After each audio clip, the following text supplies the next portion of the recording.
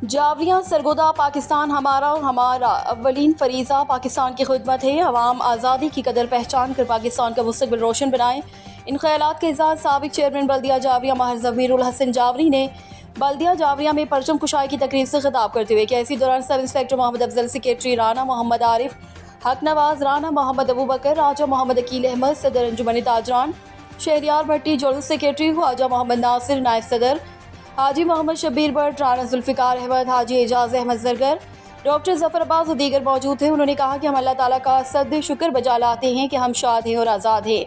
आज का दिन अपने बुजुर्गों की आज़ादी के लिए दी गई कुर्बानियों को याद रखने का दिन है। ये दिन दावत फ़िक्र देता है कि 76 बरस गुजर गए, हमने पाकिस्तान को क्या दिया। ज़रूरत इस अमर की है काबिलीन तहरीक पाकिस्तान की कुर्बानियों से आने वाली नस्लों को रोशनास कराया जाए। अल्लाह ताला हमें इस्तेहकाम पाकिस्तान के लिए अपना हिस्सा डालने की तौफीक अता फरमाए। बाद अज़ां केक काटा गया और कौमी तराने सुनाए गए। रिपोर्ट ज़फ़र अब्बास, तहसील रिपोर्टर, शाहपुर, जावरियाँ।